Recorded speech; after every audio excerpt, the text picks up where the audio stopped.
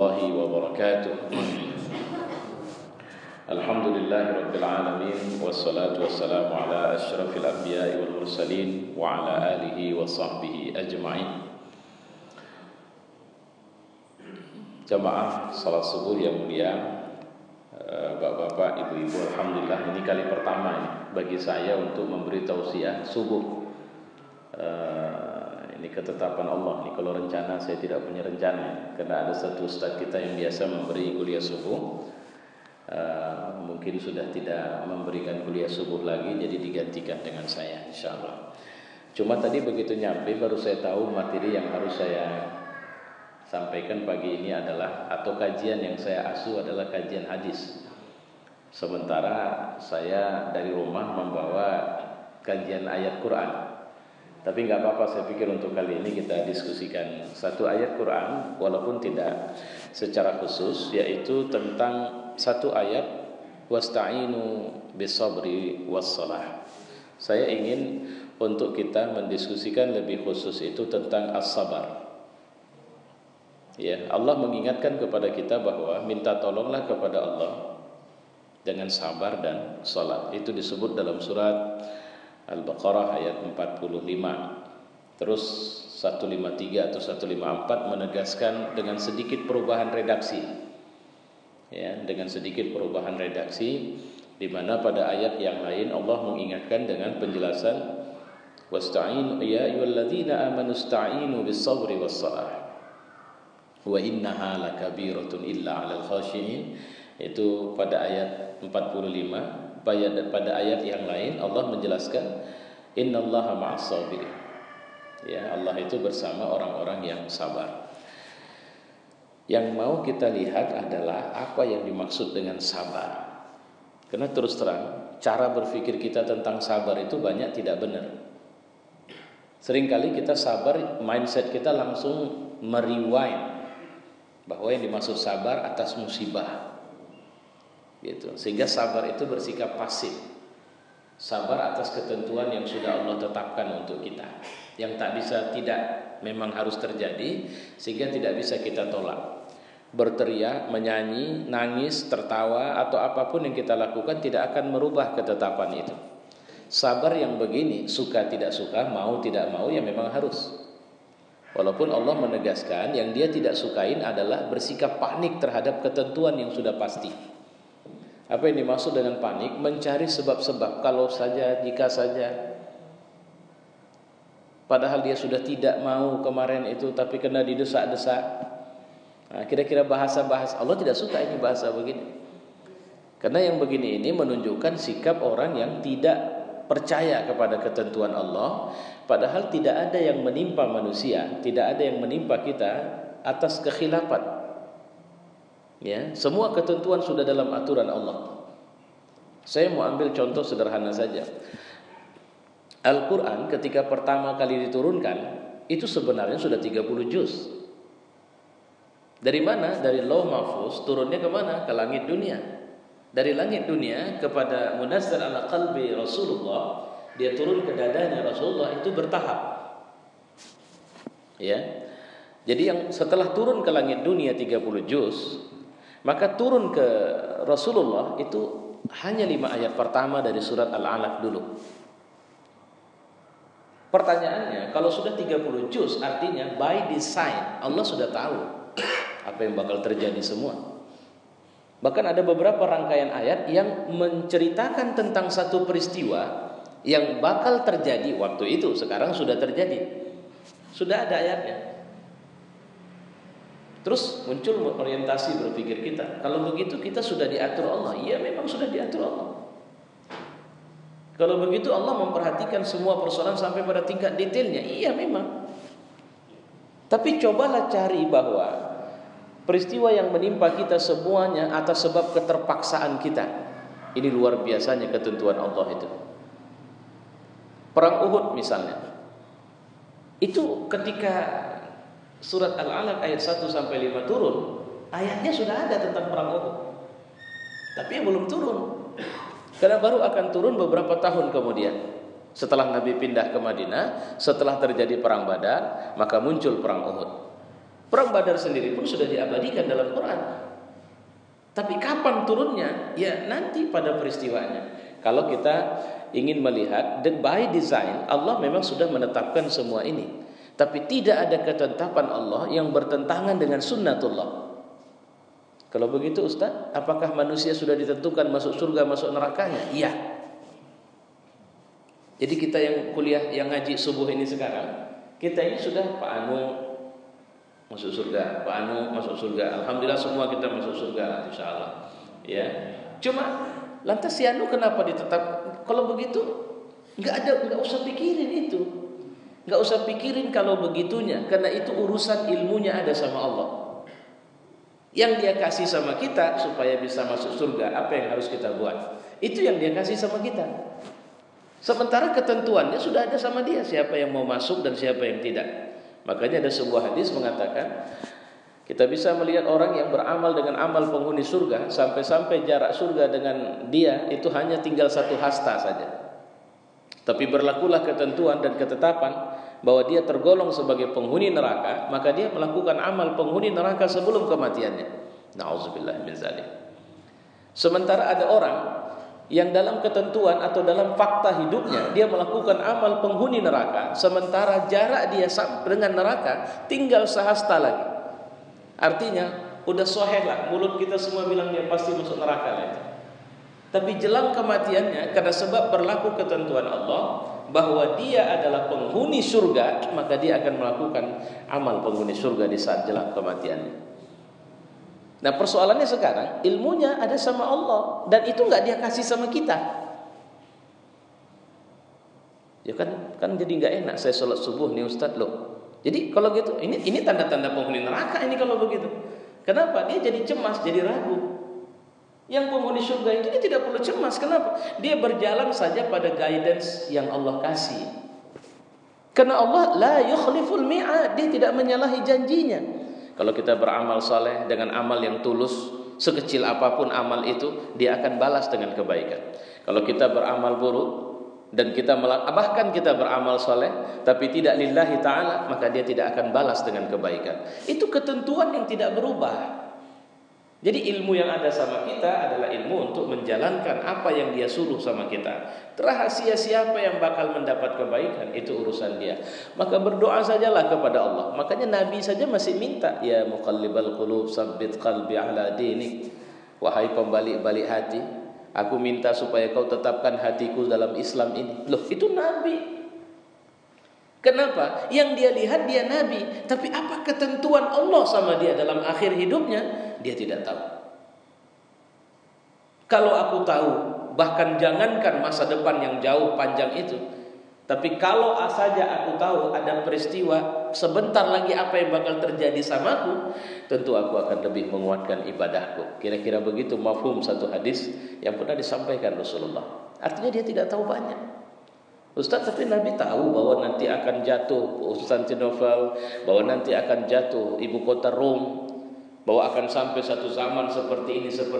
Semua itu dia bilang karena Allah yang kasih tahu. Beda sama seperti dukun-dukun tukang ramal, bohong dia bisa mengerti sesuatu. Pasti ada yang ngasih tahu sama dia. Gitu. Kalau mereka yang ngasih tahu adalah jin, setan, sementara Rasulullah yang memberitahu adalah Allah Subhanahu wa taala. Nah, ini kembali kepada pelajaran kita tadi, berlaku ketentuan bahwa kita sering kali terjebak untuk mengira sabar hanya pada urusan musibah. Musibah itu ketetapan Allah. Sehingga seorang mukmin ketika berhadapan dengan ketetapan Allah, tidak ada yang dia harus khawatirin. Saya sedikit tertarik dengan pemakaman Raja Saudi. Kalau dibilang tergolong satu dari sekian orang paling kaya di muka bumi, ada Bapak sudah lihat foto-foto pemakamannya kan? Lihatlah betapa sederhananya pemakaman itu. Nggak kebayang, jangankan dia, kita saja pun kayaknya nggak kayak gitulah. Ya minimal kalau kita di Indonesia di atas kubur kita ada bunga yang kita rangkai, kan begitu. Ini enggak. Seperti orang biasa saja. Ya memang orang biasa. Itu yang harus, dan saya pujilah itu. Artinya terlepas dari ekstrim atau radikalnya pemahaman Wahabi, tapi kita layak puji lah yang satu ini. Kenapa? Tidak ada satu persoalan atau tidak ada yang menandakan bahwa ini manusia luar biasa yang dimakamkan. Ini adalah hamba Allah, ya, hamba Allah yang akhirnya pulang ke dalam tanah dan fisiknya itu akan dihancurkan oleh tanah. Selesai. Menghadapi seperti ini tidak ada kecemasan, tidak ada kekhawatiran, tidak ada kepanikan. Ya, kenapa? Karena ini sesuatu yang pasti akan dilalui semua manusia. Mau meninggal karena sakit seperti itu, mau meninggal karena peristiwa kecelakaan pesawat seperti Air Asia kemarin, mau meninggal, kita ini sudah ada ketentuannya, Allah sudah akan tetapkan.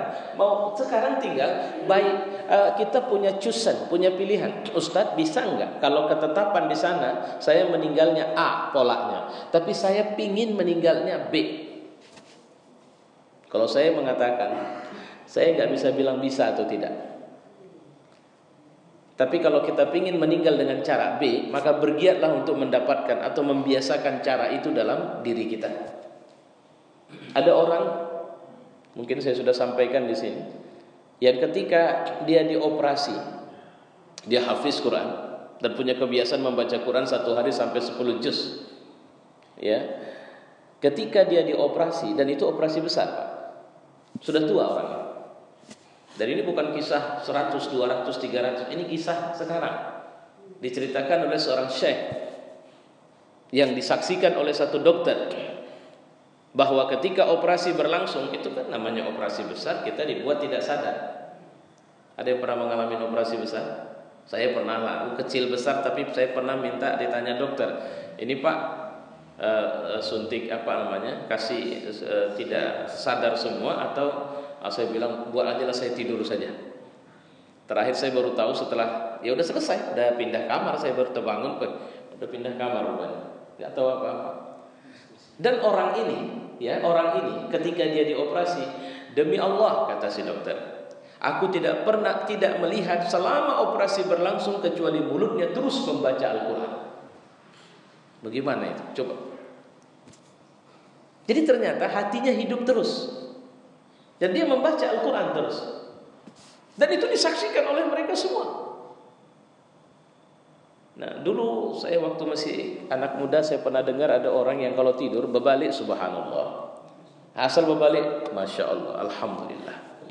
Kenapa? Karena hatinya memang sudah terbiasa dengan itu. Maka kata Nabi, kau akan wafat, diwafatkan sesuai dengan kebiasaanmu pada jalan kematian itu. Apa kebiasaan kita?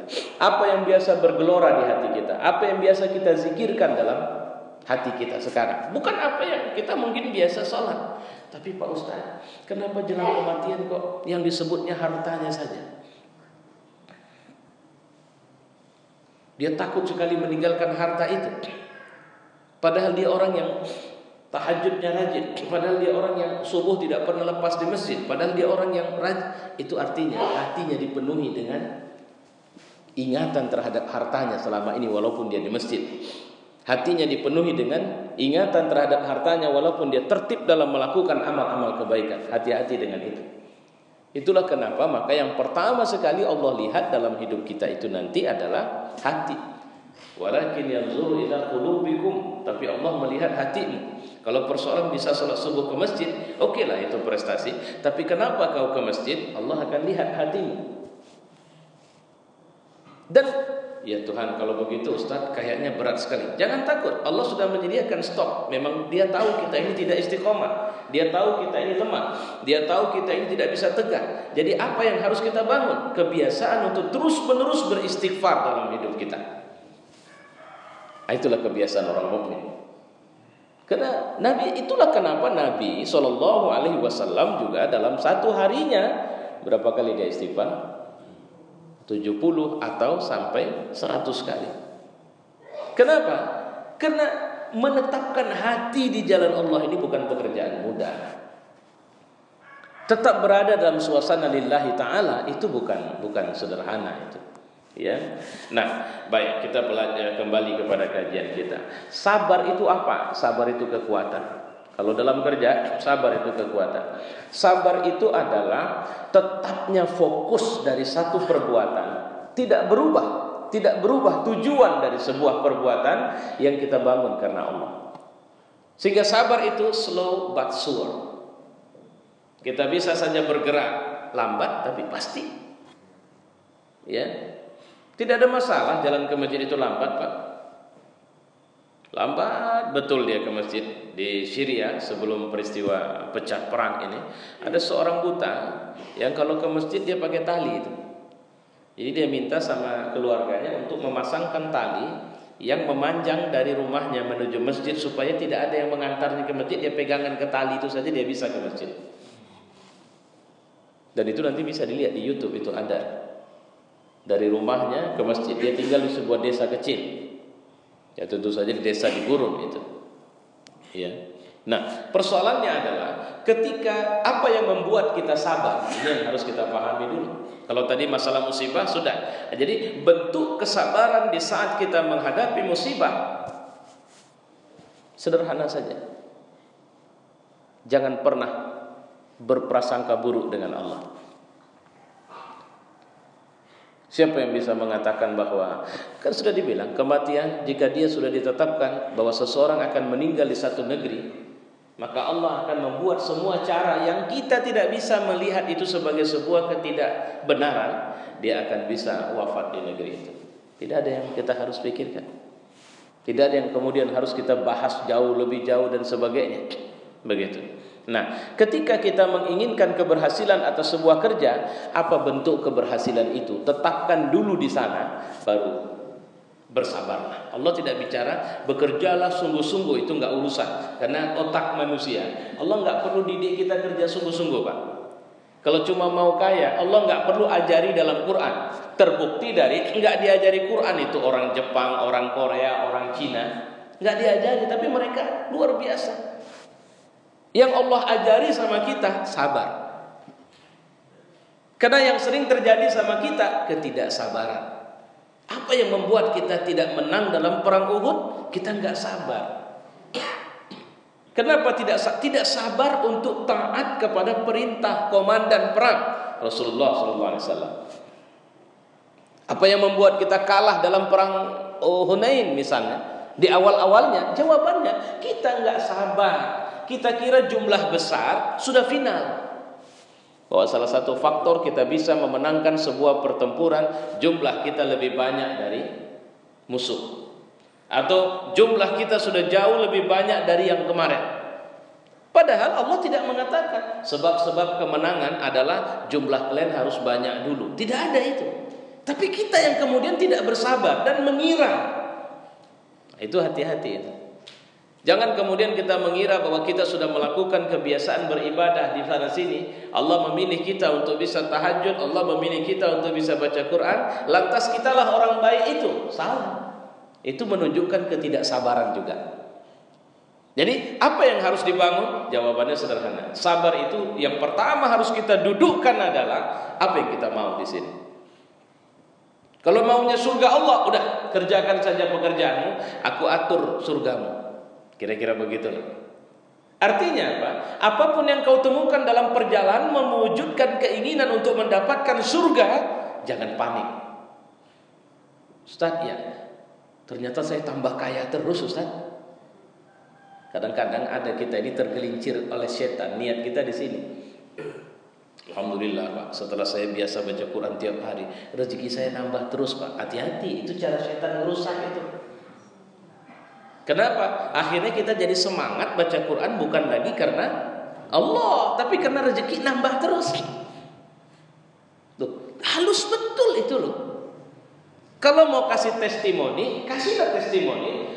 Saudara-saudara, dulu saya tidak punya kebiasaan baca Quran.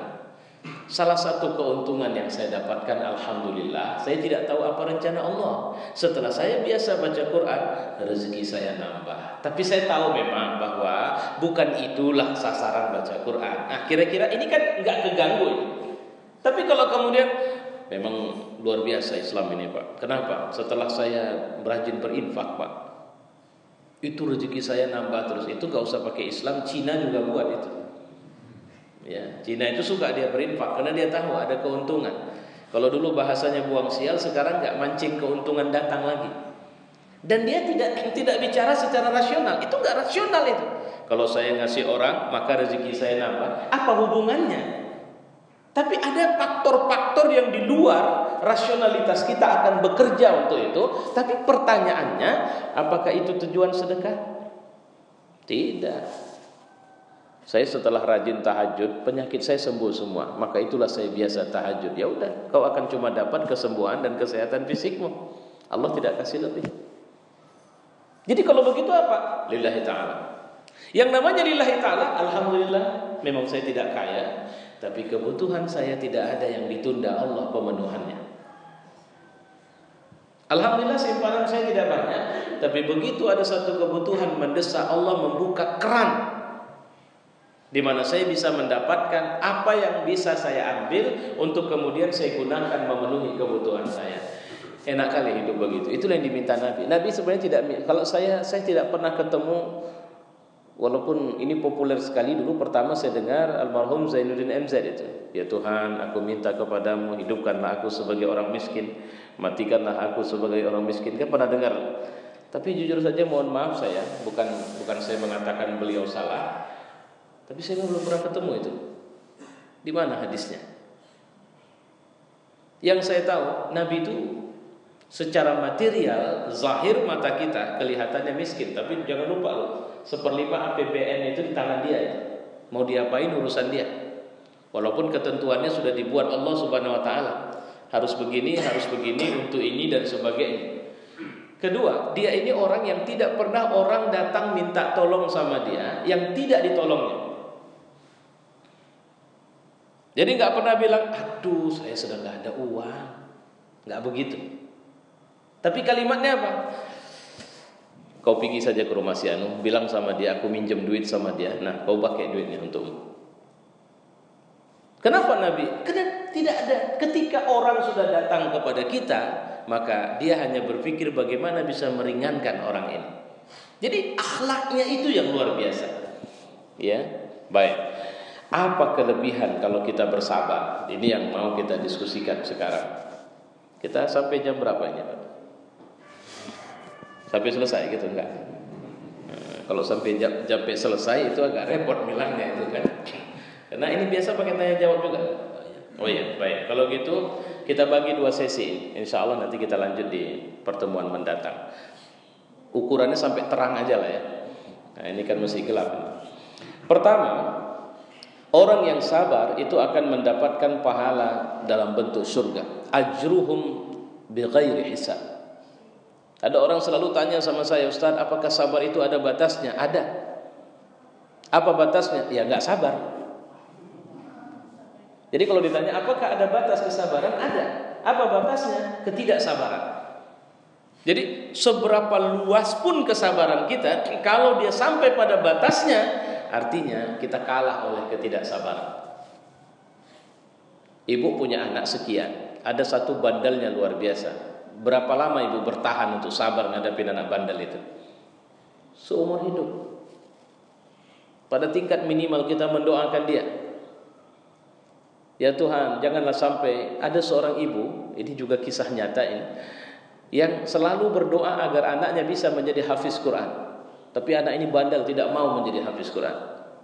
Baru mulai menghafal Quran anak ini setelah ibu ini meninggal dunia dan anak ini berusia 60 tahun. Doanya tidak pernah putus. Dia minta kepada Allah agar anaknya bisa menghafal Quran. Dan tidak bisa terjadi selama dia hidup. Tapi begitu dia meninggal, anak itu mulai menghafaz Quran. Berusia berapa dia mulai menghafal Quran? Usia 60 tahun. Ketika ditanya, apa kekuatan, apa resep Anda menghafal Quran? Doa ibuku. Itu penjelasannya. Karena tidak ada batas kesabaran. Kalau bicara sabar, maka Allah membalas kesabaran itu dengan surga. Dan sabar itu biasanya bicara tentang nafsu.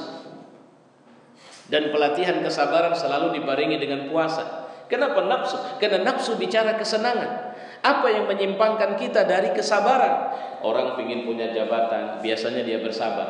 Ingat masa-masa kampanye, pulang jauh malam, pagi sudah berangkat. Saya pernah jumpa teman itu hanya berapa bulan, berapa hari, dia bilang saya sudah menghabiskan 300 pertemuan dengan masyarakat.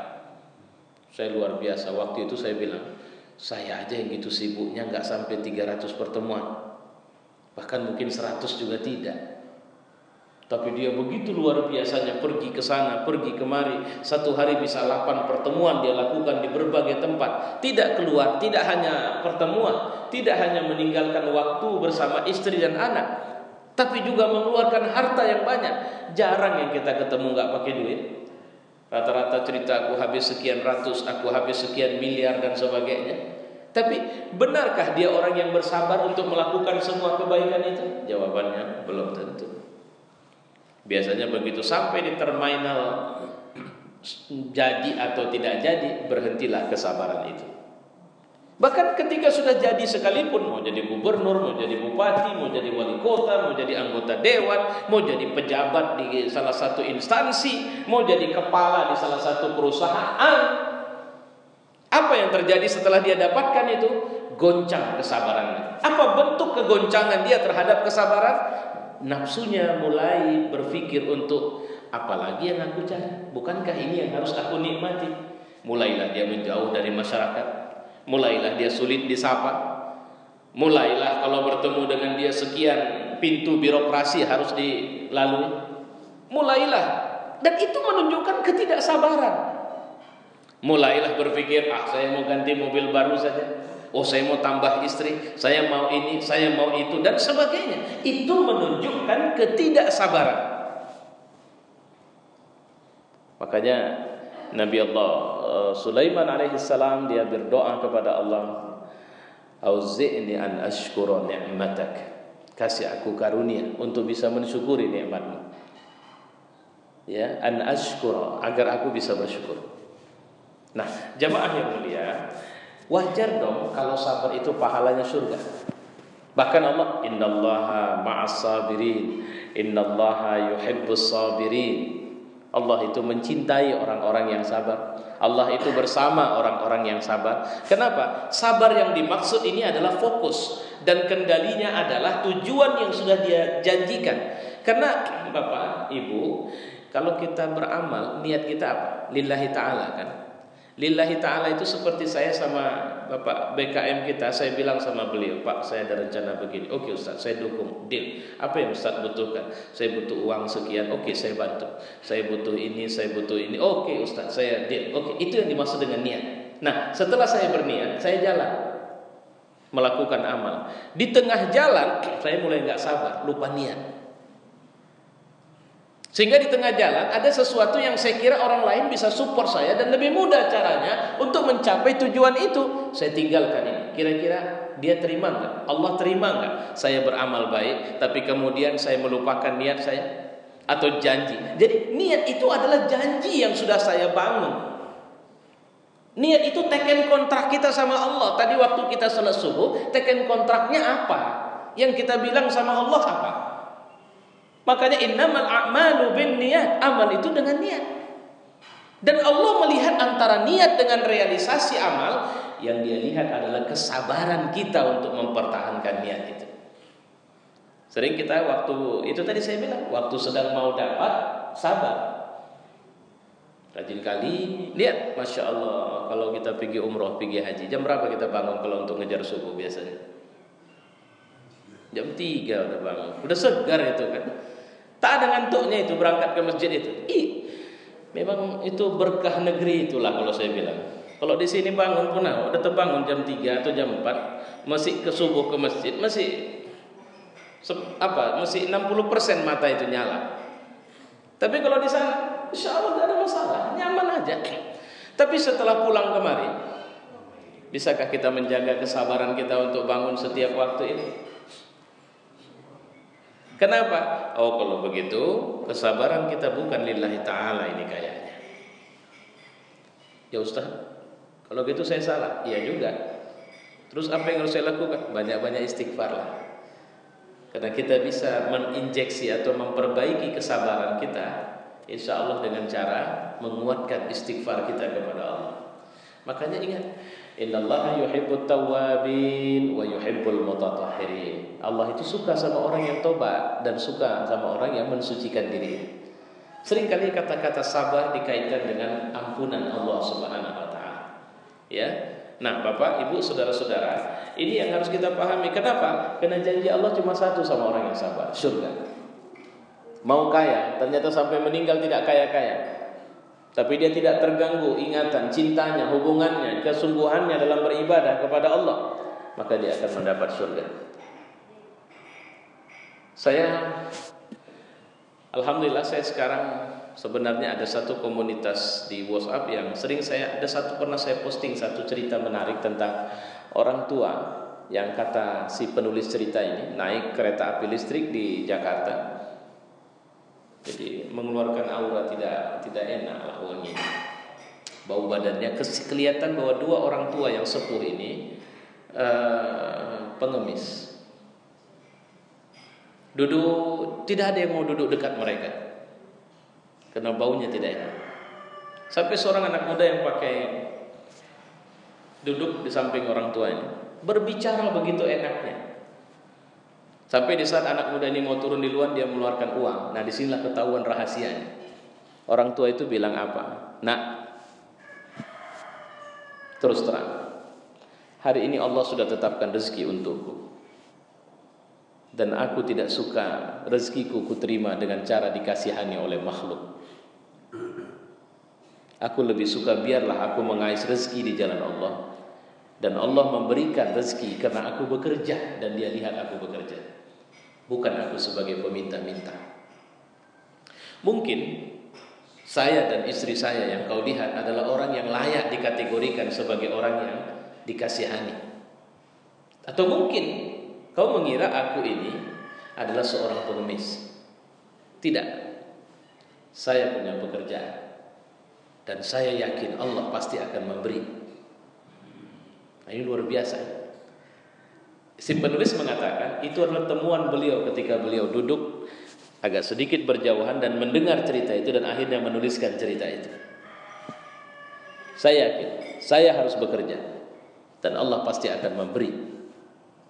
Akhirnya duit itu tidak jadi terima. Orang tua ini ada fotonya, waktu itu saya posting juga fotonya.